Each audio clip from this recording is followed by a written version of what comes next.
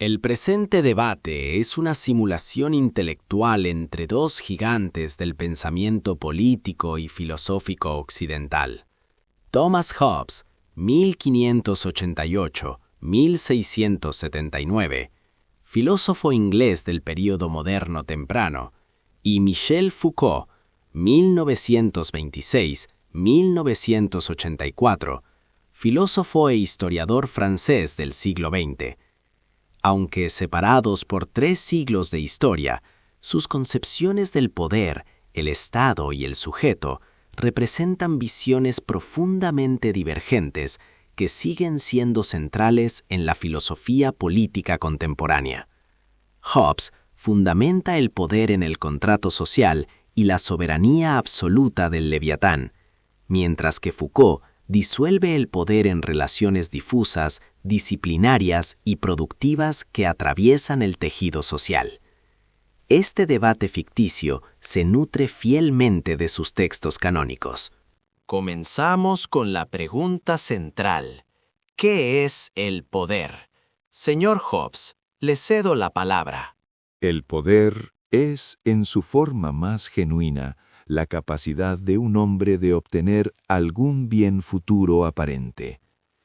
En el estado de naturaleza, todos los hombres son esencialmente iguales en facultades corporales y mentales, y de esta igualdad de capacidades surge la igualdad en la esperanza de alcanzar nuestros fines. Cuando 2 hombres desean la misma cosa que no puede ser disfrutada por ambos, se convierten en enemigos. La guerra de todos contra todos no es una ficción, sino la condición humana sin un poder soberano que la contenga. El poder, por tanto, en su sentido político pleno, reside en el Leviatán, ese Dios mortal al que debemos, bajo el Dios inmortal, nuestra paz y defensa. El poder es vertical, visible, concentrado y fundado en el miedo a la muerte violenta. No existe poder político legítimo fuera del Estado.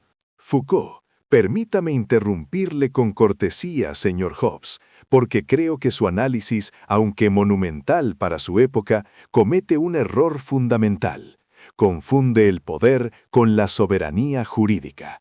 En su modelo, el poder es siempre de arriba hacia abajo, siempre una renuncia, siempre represivo. Pero el poder no es una cosa que se posee, ni una institución, ni una estructura. Es el nombre que se da a una situación estratégica compleja en una sociedad dada. El poder no se ejerce desde un único centro soberano, se ejerce desde innumerables puntos, en el juego de relaciones no igualitarias y móviles. El Leviatán es una metáfora bella, pero que oculta más de lo que revela. Piense en los hospitales, las escuelas, los cuarteles, las prisiones. Allí el poder no tiene rostro de rey, sino de médico, de maestro, de vigilante. Hobbes, discrepo radicalmente. Sin un soberano que centralice la fuerza, esas instituciones que usted menciona serían imposibles. La disciplina del hospital o la escuela es una delegación del poder soberano, no su sustitución. Yo no niego que el poder se ejerza en múltiples instancias. Lo que afirmo es que todas esas instancias derivan su legitimidad y eficacia del pacto originario por el que los hombres transfieren su derecho natural al soberano. Sin ese acto fundacional hay solamente caos. Su genealogía del poder, señor Foucault, es una arqueología de los efectos que olvida la causa primera, el miedo y el contrato. Foucault. La causa primera que usted invoca es en sí misma un efecto de poder. El contrato social no es un hecho histórico, sino una narrativa que legitima una forma de dominación.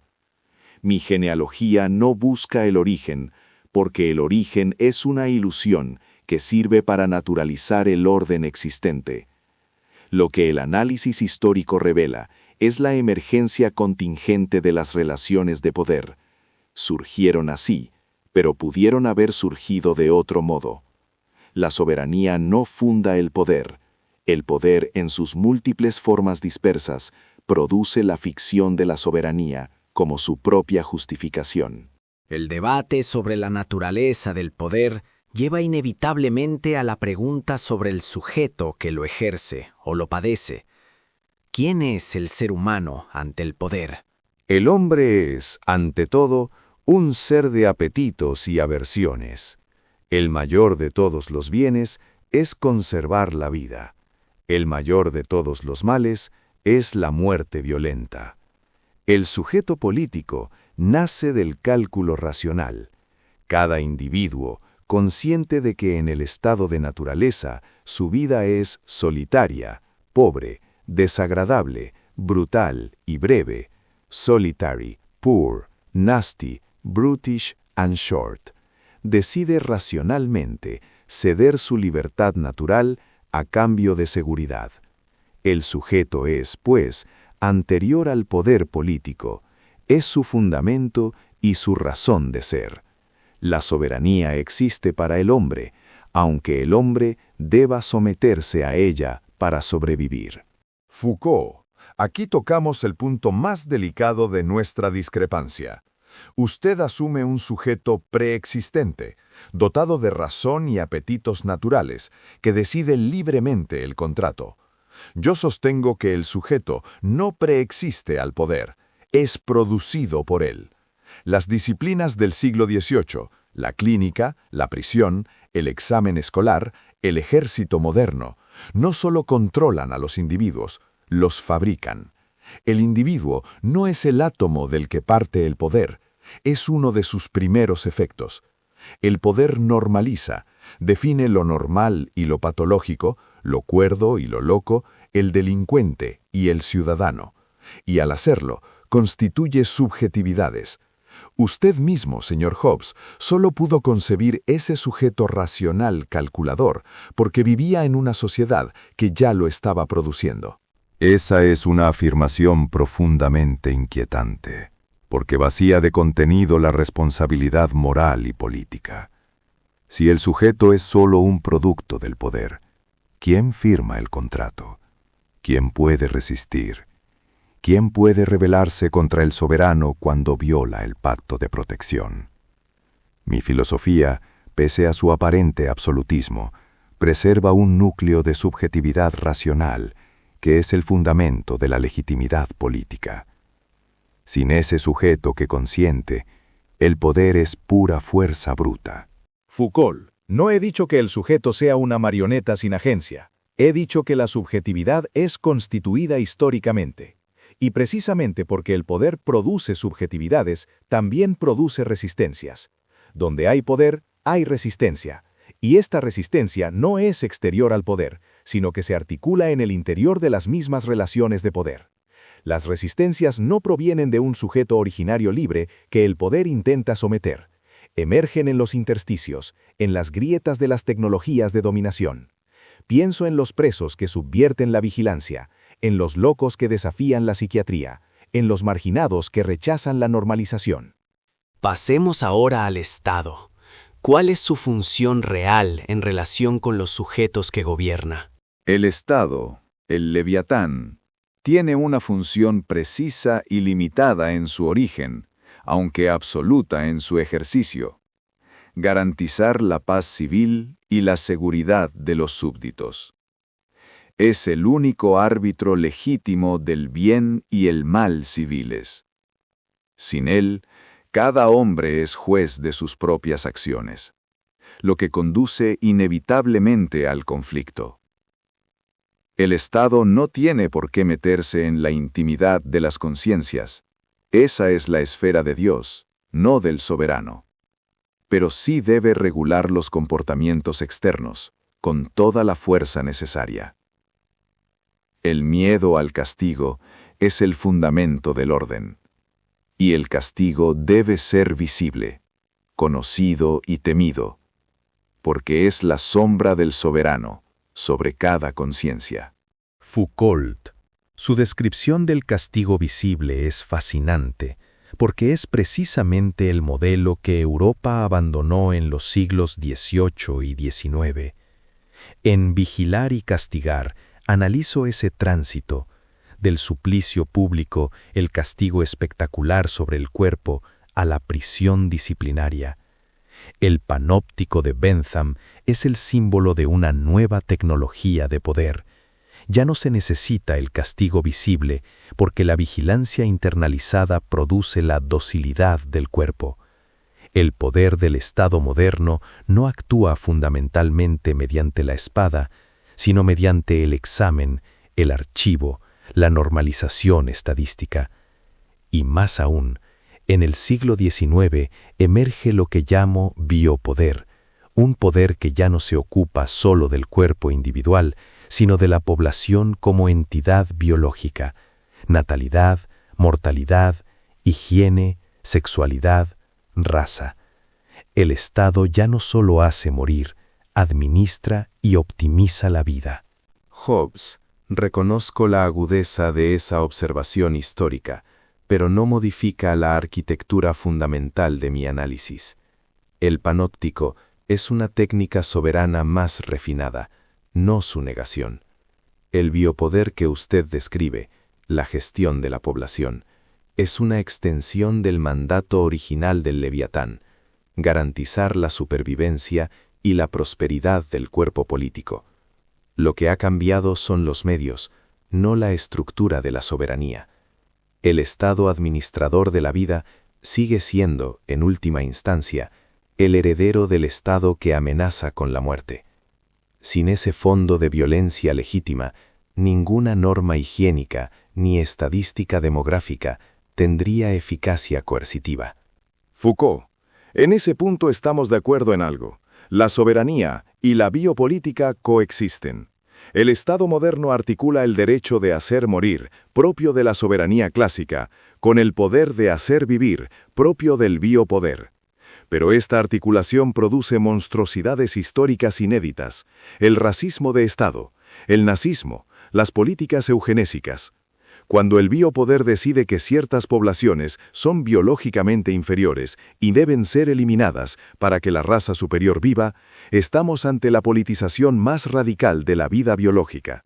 Ni su Leviatán, ni los contractualistas posteriores ofrecen herramientas conceptuales suficientes para comprender esa catástrofe. Para cerrar el debate, quisiera preguntarles, ¿qué espacio queda para la libertad y la resistencia ante el poder? La libertad es la ausencia de impedimentos externos al movimiento. En el Estado civil, la libertad verdadera del súbdito reside en aquello que el soberano ha omitido regular: el comercio, la elección del oficio, la educación de los hijos, la vida privada. Existe además un derecho irrenunciable, el derecho a la autodefensa, porque nadie puede obligarse a sí mismo a morir. Si el soberano ya no puede proteger, el pacto se disuelve. La libertad en mi sistema no es ilimitada, sino racional. Es la libertad compatible con la ley y con la paz. La desobediencia solo está justificada cuando el soberano atenta contra la vida misma del súbdito. Foucault. Mi concepción de la libertad es más exigente y, si me permite, más inquieta. No basta con identificar los intersticios que el soberano ha olvidado regular. La libertad no es un residuo del poder, sino una práctica activa, una ética del sujeto. En mis últimos trabajos sobre la antigüedad griega y romana, especialmente en el cuidado de sí y en las tecnologías del yo, exploré cómo el sujeto puede constituirse a sí mismo de forma activa, no solo como efecto del poder, sino como artesano de su propia existencia. La libertad es una práctica permanente, no un estado definitivo. Resistir es cuestionar la verdad producida por el poder, dessujetar el yo de las identidades que el poder le impone, inventar nuevas formas de vida. Esa es una propuesta estetizante y, me temo, políticamente irresponsable. Si cada individuo se convierte en artesano de su propia existencia y resiste las normas que el poder produce, ¿cómo evitamos el retorno al estado de naturaleza? La ética del sí mismo es un lujo que solo pueden permitirse quienes ya viven bajo la protección del Leviatán. Su genealogía del poder y su ética de la resistencia parasitan el orden que critican. Foucault, no es irresponsabilidad, sino lucidez. La pregunta no es cómo obedecer mejor al Leviatán, sino cómo las relaciones de poder pueden organizarse con el mínimo de dominación. No propongo la anarquía, propongo una actitud crítica permanente ante las formas históricas de sujeción. Usted, señor Hobbes, ofrece seguridad al precio de la obediencia casi absoluta. Yo ofrezco la incomodidad de la libertad, un trabajo continuo sobre uno mismo y sobre las instituciones para ensanchar los márgenes de autonomía. Porque los peligros de la modernidad no vienen solo del estado de naturaleza que usted tanto teme, vienen también de los excesos del propio poder soberano y disciplinario. Este debate pone en evidencia dos grandes paradigmas del pensamiento político occidental. Hobbes funda el poder en el contrato racional y la soberanía visible, produciendo un sujeto político que cede libertad a cambio de seguridad. Foucault disuelve esa arquitectura para revelar las microfísicas del poder que constituyen sujetos, normalizan cuerpos y administran poblaciones. Entre ambos no hay síntesis fácil.